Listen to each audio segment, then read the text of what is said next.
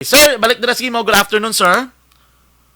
Action dyan, may hapon sa imo kag sa imo tagpalamati. Yes, sir. Ang first natin concern ang sa kalamay, sir, kinaligan nagambala Malacanang nga nagayo sila sa mga dagkong mga merkado nga or sa mga supermarkets nga tani pwede sila kabaligya bala kalamay nga tag 70 pesos sa kada kilo. Diri sa Negros sa Bacolod, sir, may ara nakita monitoring nga amos yung implementasyon nila, sir.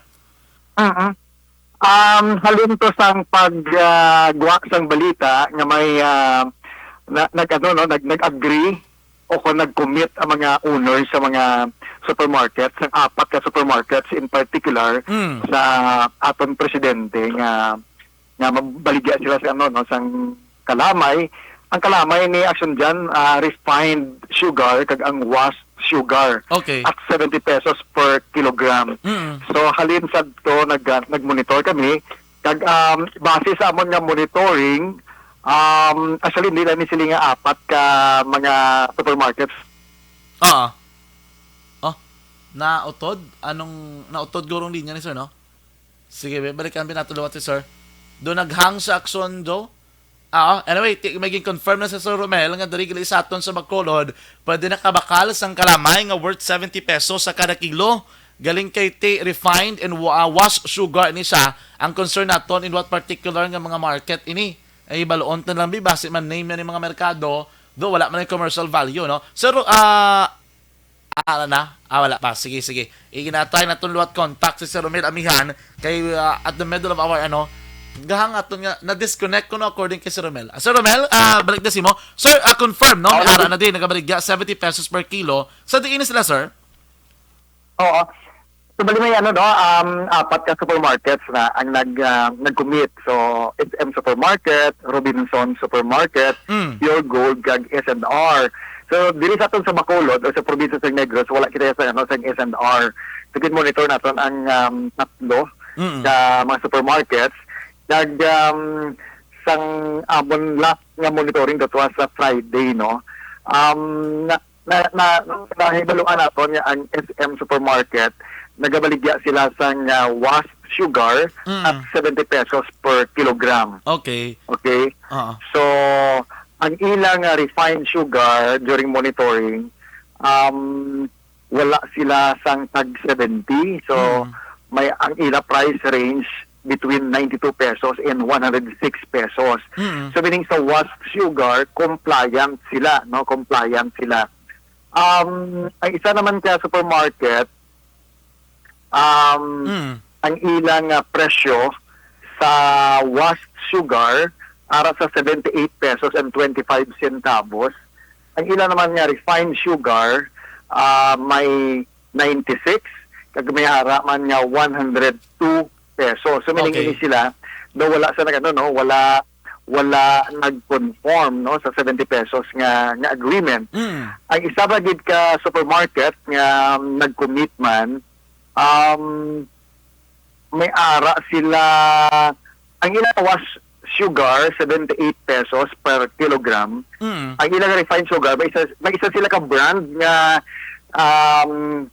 ang presyo 15 pesos or 70 pesos pero during wala siya sa stock that time, no? Okay. Ang isa nila ka brand ni ara 106 per kilo sa refined sugar. Grabe ka, sir, no? Ang kung based sa monitoring, galabot ng ganyan 106 pesos ang kilos ang kalamay. Oo. So, but sir, sir, sa out of the three nga mga markets nga nag-commit dere sa Malacanang or sa national government, ang isang SM Supermarket was already compliant in terms of washed sugar. May ara lang sila kinahanglan improve sa ilang refined sugar. So, sir, what will happen sa mga wala pa nag-conform, wala pa nag-apply or nag-implement? Oo. Although wala kami sa na uyatan nga document, written document nga naghambal ding kada mo ang management sang mga stores wala nga na wala nag-comply sang 70 pesos per kilogram. Naghambal sila nga ang ila lang to ang management nila kumbaga nag-commit for Metro Manila nga retail outlets nila. Meaning that exclude retail outlets nila outside Manila. Okay. Pero wala kami may nauyatan nga written document, pero that's according sa manager again pamangkot manabon during monitoring. So ang imo mo nyo na sir is ano nyo confirm ang inaabi nga policy or anong next actions ng DTI sir para mas make sure naton nga tidring DTI Negros is already complying with the policies and the instructions of the national sir. Oo. Sige, follow up na mo ni sa sa management sa local nga mga stores diri kay ano man ni sa action dyan mo kumbaga commitment so they may or they may not so mas mayo na kung ang store like ang top management na nag-commit nga mo na magbalik sa tag 70 pesos per kilo mas okay gid ta nga ma-implementar nila gani man. Anyway sir, that's about the prices or presyo sang kalamay. Update na ko sir, kamusta yan ang presyohan ay isang asin subong man? Ang sa asin naman ang among ginamonitor din sa mga retail outlets, mga mga iodized salt ni sa action yan. So based sa among monitoring, kasi kami nag-monitor kami regularly meaning weekly. Yes. Sa cities. So there are 12 cities sa probinsya sa Negros. So every week nag-monitor kami. Kag based sa monitoring naton as far as asin, last week versus a week before last week, ang presyo sang asin wala sang movement. Wala sang movement. Meaning, stable ang presyohan na isang asin na to, no? So like masay ko diri ang Fidel 250 grams. Ang SRP ni Action Jad is 11.25. Okay. So, last week, pag monitor naton, ang balik na is 10. Sir, medyo choppy mga signal, sir, no? Sir, ang 250 grams is before, it's 11 pesos. Medyo ginang signal ni sir. How about this time, sir? Dahil lang gada. Sige sir. Pili ko ang Fidel, 250 grams. Ang SRP, 11.25. Okay.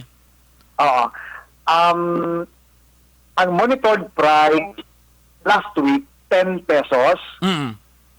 A week before last week, 10 pesos. So meaning wala sa movement. Okay? Yeah, wala sa movement. So 0% ang price change or percent difference. Okay. Sa iban diri na tan-aw ako ni data, sa iban diri nga mga asin nga data, wala sang wala sang pagbago, wala sang movement. Subot silingon sini sir kung asin na paghambalan presyo sini diriya sa Negros Occidental wala ta diya sang problema kay wala sang changes compared sa iban nga regions nga daw gina problema nila subong ang pagsaka sa presyo sang asin. Ang possible siguro rason di sir kay may ara kita local production sang asin isa na sa mga rason man na action diyan. So sa isa lang to kagina ka brand sang asin. Diri makita ko wala sa mga pagbago like ang Fidel Green, so 50 grams 12.75 SRP, monitored price is 11.75. So within pasok sa SRP. The same with sa iban nga nga mga brand sang iodized salt. 0% ang price change, Okay. Or ang percent difference ang presyo a week ago versus a week before last week. Okay, sige. Sige, Sir Romel, thank you gid sa time mo kapag shares ang information sa public regarding the prices ang kalamay kag sang asin. Good afternoon, sir. Sige, madami kay salamat action dyan kag again thank you man sa pag-accommodate sa DTI para relay mo kami sa mga impormasyon para sa ating mga konsumidores. Salamat gid. Yes, sir. Good afternoon.